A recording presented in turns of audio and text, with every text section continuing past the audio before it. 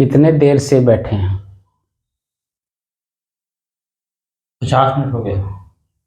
50 minute. 50 minute. जब से आप बैठे हैं और अब तक 50 मिनट जो समय बीत गया, जी। इस बीच में आपको क्या क्या मिला?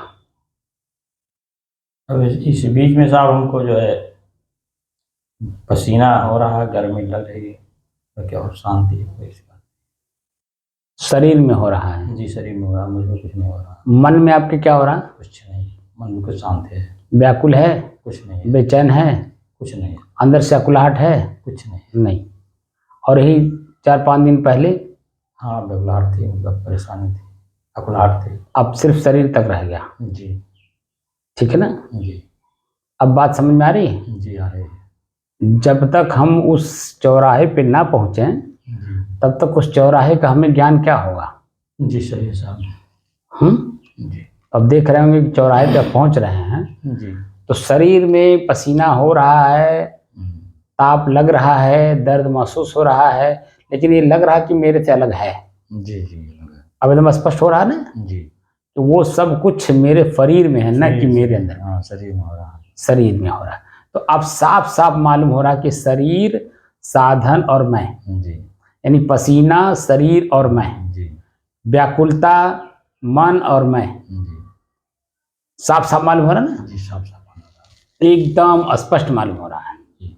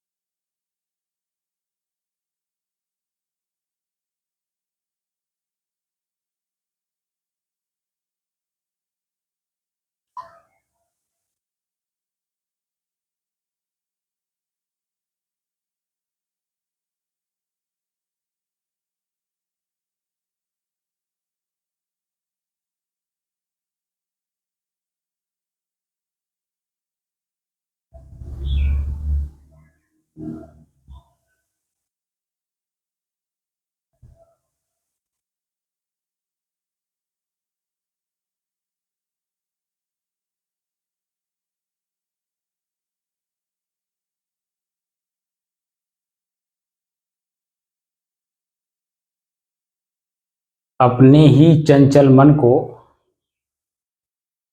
अपने ही बस में करके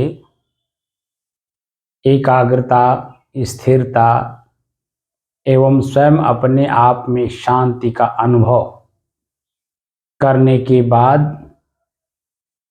अब प्रसंग चल रहा है स्वयं की खोज। इसी शरीर में मैं स्वयं कौन हूं, स्वयं मैं कौन हूं को की खोज करते करते आज 919 दिन हो गए। तारीख 14 मई सन 2024, दिन मंगलवार, सायंकाल का समय।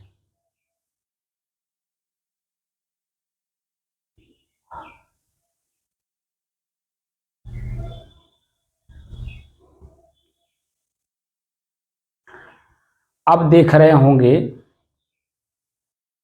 कि जो व्याकुलता प्रथम दृष्टया हमें मिल रहा था, जी। 9 तारीख को जो हमें मिला, वो बेचैनी, वो व्याकुलता, अंदर से अकुलाहट, ताप, पसीना या अन्य जो चीजें हमें मिली, आज अभी कितना दिन हुआ? 14 तारीख है आज। जी। 5 दिन के अंदर में ही आपने देखा कि मन की जो बेचैनी है, व्याकुलता है या अंदर की अकुलाहट, जी। 5 दिन में ही गायब हो गया। जी। अब शेष रह गया शरीर का। तो शरीर को आप देखेंगे तो ये प्रकृति में स्वतः हो रहा है। क्यों? क्योंकि इस समय वर्तमान में जो प्रकृति में वातावरण है प्रकृति का, वो एकदम गर्म है। सूरज की गर्मी हर जगह छाई हुई है, हवा में, मकान में, ईंट में, माने हर जगह। तो हमारे शरीर की जो अंदर की पानी है, नमी जिसको बोलते हैं, वो देखिए पसीना के रास्ते बाहर निकला। यहाँ देखिए हमारे ललाट पे पूरा एकदम, अब भीतर से मैं महसूस कर रहा हूँ कि कमर पे हमारी पीठ का रेंग रहा है, सारा पानी रेंग रहा है और जा करके हमें अनुभव करा रहा है। आपको भी करा रहा है, हमको भी करा रहा है। जो मैं अनुभव कर रहा हूँ यहाँ पर अनुभव कर रहा है। अब हम दोनों एक हो गए कि नहीं? उस लेवल पे शारीरिक स्तर पे हमारा और आपका जो अनुभव है वो दोनों का एक हो गया। और इसी में अगर मैं अलग अनुभव करता, आप अलग अनुभव करते, तो द्वंद्व रहता। बात समझ रहे हैं? आज हमने एक लेख लिखा है, सार्थक संवाद। हम लोगों का जो संवाद हो रहा है वो सार्थक हो रहा है, क्योंकि अनुभव के आधार पे है। तो जो मैं अनुभव करके अपने आप को इसी शरीर से अलग करके मैं पहले से स्थित हूं अपने आप में, शरीर को मैं उतना ही चला रहा हूं जितना मेरा प्रारब्ध है, क्योंकि प्रारब्ध के अनुसार ही मेरे शरीर की हर क्रिया अपने आप में वो चलेगा। तो मैं इस चीज को देख रहा हूं, लेकिन प्रयोग करते समय मैं अंदर से सावधान रहता हूं कि जो घटना मेरे सामने आ रही है, इस घटना का परिणाम क्या आएगा। तो परिणाम हमारे अनुकूल हो, यहीं पे इसी क्रिया में ही हमें सावधानी बरतनी होगी। जैसे मान लीजिए, उदाहरण ले लीजिए कि कोई हमें को गाली दे रहा है और मेरा कान सुन रहा है, और मैं भीतर से इस बात को जान रहा हूं कि वो जो गाली देने वाला है, कभी मैं उसको गाली दिया था। समझ रहे हैं जी? अब वो अपने पास स्टोर रखा है और समय पा करके वो हमें दे रहा है, तो उसकी पूरी बात हम सुन लें। जितना भी वो शब्द बोले वो पूरी बात हम सुन लें। सुन करके उसके भाव में हम उत्तर ना दें, बल्कि हम जिस काम को पहले से उठा रखे हैं उसी में बजे रहें, उसी में बजे रहें, उसी में चलते रहें, मन को उसी में उलझाए रहें। तो जब हम उसमें उलझाए रहेंगे तो इस बात को सुन करके भी अनसुना कर देंगे। लेकिन जब अपने काम को हम भूल जाएंगे तो हमारा ही मन बार बार उसी में जाएगा, कैसे कह दिया, कैसे कह दिया, कैसे कह दिया, उसकी हिम्मत कैसे हुई कहने की। ये जो हमारे अंदर में भाव जगता है, यही भाव हमारे परिणाम को गलत कर देगा। और जब मैं इस बात को जान रहा हूं कि मेरा ही दिया हुआ चीज जो मुझे दे रहा है, समय पा करके दे रहा है, भाई उसके सामने वर्तमान में मैं कमजोर हूं, वो अपने को ताकतवर मान रहा है, तो मैं अगर कमजोर हूं तो कमजोर ही बन करके रहूं, उसको सुन करके सहन कर लूं। उसकी प्रतिक्रिया, उसी की भाषा में हमारा शब्द नहीं आना चाहिए, हमारी क्रियाओं में भी उसकी क्रिया की तरह नहीं होना चाहिए। तो क्या होना चाहिए? जो मैं काम कर रहा हूं शांत मन से सुन लीजिए और अपने अंदर से अपने ही धुन में रहिए।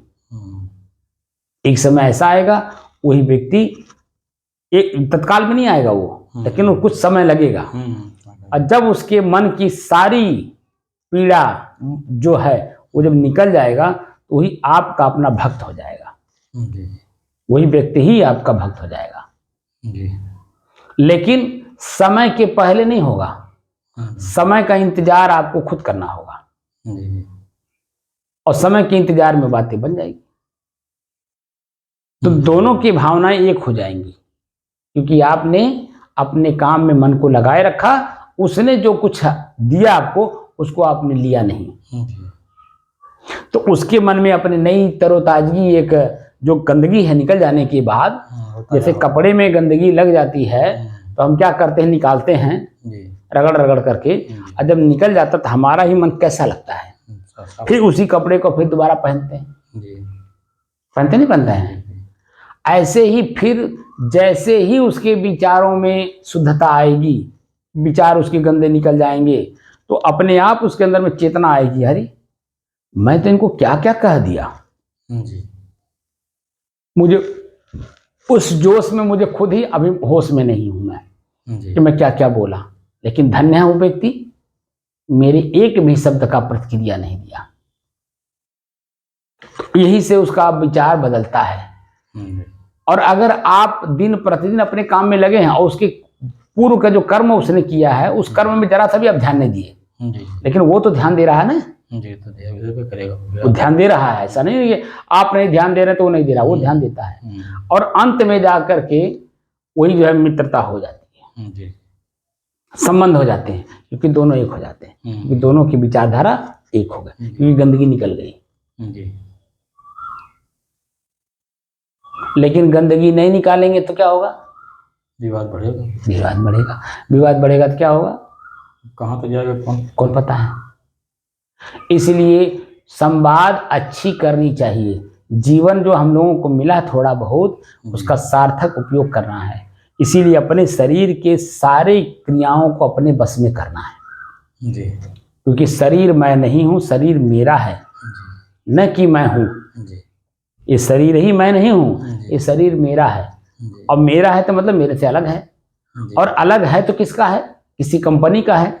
जैसे कार है तो कार है तो मेरा, लेकिन किसी कंपनी का बनाया हुआ, मैं उसे खरीदा हूँ, ठीक। और किससे खरीदा हूँ? टाटा का है, महिंद्रा का है, किसी कंपनी का, इंडिगो का है, किसका है तो मालूम पड़ जाता है।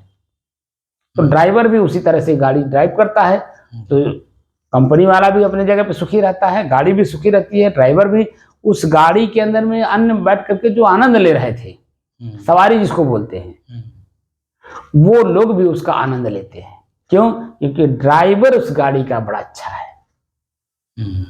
ये जो हमारा शरीर है, ये गाड़ी है, ये किसका है? प्रकृति का है, और ये एक आदमी का नहीं है, ये शरीर है। तो शरीर 5 चीजों का मिल के बना है। जैसे एक कंपनी है तो एक कंपनी में एक ही आदमी नहीं है, वो कंपनी का मतलब 5, 7, 10 लोग मिल करके कंपनी बनाए हैं। लेकिन नाम महिंद्रा है, नाम टाटा है, क्या अकेले वो काम कर रहे हैं? नहीं, वो ट्रस्ट है, और ट्रस्ट में एक लोग नहीं होते हैं, कई लोग होते हैं, और उस खाली एक नाम देते हैं। ट्रस्ट काम करता ट्रस्ट, लेकिन काम करता है एक नाम। बात समझ रहे हैं? ऐसे ही शरीर जो है 5 लोगों का है, लेकिन शरीर बना है 5 लोगों से मिल करके। शरीर में हम हैं, हम इसका उपभोग कर रहे हैं, लेकिन ये एहसास जब हो जाए कि 5 लोगों का है, और 5 लोग कभी भी इसमें से कुछ भी मांग सकते हैं। जैसे हीरो होंडा का मोटरसाइकिल आता था, आपने देखा होगा, आप चलाए भी होंगे। तो हीरो प्लस होंडा जब तक था तब तो दोनों एक था, पता नहीं चलता था। लेकिन आगे चल करके जब उस हीरो होंडा कंपनी का विकास हुआ तो होंडा अलग हो गया, हीरो अलग हो गया। अब देखिए, जो मजबूती पहले थी एक में, वो मजबूती दोनों में अब अलग अलग हो गई, नहीं रह गई।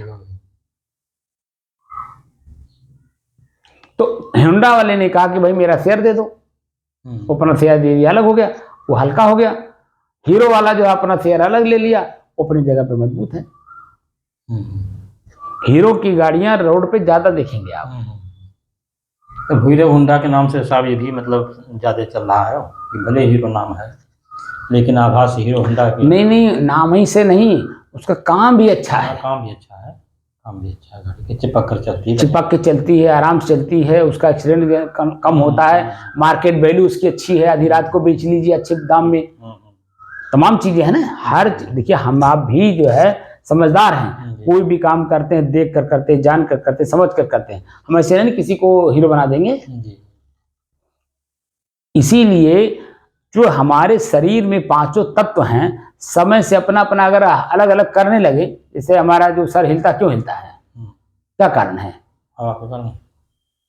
आखिर हवा तो बिगड़ गया, हवा बिगड़ गया तो हिलने लगता है। किसी का जीभ हिलता है, किसी का गला देखिए रुध रुध करके चलता है। तो इसका मतलब है कि प्रकृति में 5 में कोई ना कोई इसमें से कम हो गया। और जब 5 बराबर हैं तो हमारा शरीर देखिए शरीर है, तब उसमें ना कनवा है, ना लुलवा है, ना कुछ है। वो शुद्ध मनुष्य है, क्योंकि बुद्धि भी सही है, उसके कर्म भी अच्छे हैं, आँख की रोशनी अच्छी है, कान में सुनने की क्षमता अच्छी है, पैर में चलने की क्षमता है, हर चीज वो तंदुरुस्त है, अपने आप में प्रौढ़ है, तो वो मनुष्य है। लेकिन जब थोड़ा सा कमी हो जाता है तो कमी कहां से हुई? प्रकृति ने अपनी कुछ चीजें वापस लेने लगी। पानी हो गया, आग हो गया, हवा हो गया, सभी लोग अपना अपना जो है कहीं कहीं जो कमी हमारे शरीर में आती है, कमी आने का मतलब, रोग आने का मतलब क्या हुआ? कोई कमी आ गई, कमी दूर कर दीजिए, अपने आप में स्वस्थ रहिए, तो शरीर को स्वस्थ कर सकते हैं। लेकिन शरीर यदि स्वस्थ होता नहीं है, जब जो नेचुरल चीजें हैं प्रकृति की अपनी, जब एक बार बिगड़ जाती हैं तो उसको बनाने में काफी समय लग जाता है। लेकिन मैं जो स्वयं हूँ, नेचुरल हूँ, स्वयं अगर अपने आप में शांत रहूं तो शरीर भी हमारा स्वस्थ रहता है। हम अपने आप में शांत नहीं हैं, इसलिए हमारे शरीर में विकृति पैदा होती है, रोग आता है, जान करके विकृत कर लेते हैं। हुआ ना जी। तो आजकल जो ज्यादातर लोग टेंशन में हैं, डॉक्टर अंग्रेजी में कहता है हाइपर टेंशन, टेंशन, और हम लोग सहज भाव में कहते हैं तनाव मत लो। हिंदी का एक शब्द है तनाव, तनाव मत लो, चिंता मत करो, चिंतन करो। हमारे यहाँ तो उसका सोल्यूशन दिया हुआ, रामायण पढ़िए, गीता पढ़िए, हनुमान चालीसा पढ़िए, उधर से दिमाग लगाकर इसमें करिए, थोड़ा सा डाइवर्ट कर दीजिए। तो जो चिंता में आप जा रहे थे वो चिंतन में चला गया, वो जो शक्ति आप चिंता में लगा रहे थे और उसके कारण आप रोग पैदा कर रहे थे, समाज में भी, शरीर में भी और अपने आप में भी, तीनों जगह आप रोग पैदा कर रहे थे। और उसी को हल्का सा आप डाइवर्ट कर दीजिए, रामायण पढ़ लीजिए, हनुमान चालीसा पढ़ लीजिए, गीता पढ़ लीजिए, उपनिषद पढ़ लीजिए, ऐसी चीज पढ़िए उसमें चिंतन करने वाली चीज मिले। और जो मेरा मन दबा हुआ वर्तमान में, यही मेरा मन चिंतन करते करते करते करते ऐसा अवस्था आ जाए कि पूरा शरीर खिल उठे, मन खिल जाए, शरीर की हर एक कण खिल जाए, उत्साह आ जाए, उमंग आ जाए, काम करने की क्षमता बढ़ जाए, तब आपके इस शरीर का उपयोगिता सही सार्थक हो रहा है। और वो किसके कारण हो रहा है? स्वयं के चिंतन बदलने से। चिंतन को चिंता में ले जाइए तो खिला हुआ मन बेकार हो जाएगा, दबने लगता है, खिला हुआ शरीर सिकुड़ने लगता है, मांसपेशियां कमजोर होने लगती हैं, मांस जो है वो सिकुड़ने लगता है, क्योंकि उसमें अग्नि का रूप आ जाता है, तो पानी को सुखा देता है, तो उस रोग पैदा करता है। हमारा दायित्व तो ये है, मैं आपको और आप से संबंधित चीजों को अलग अलग हो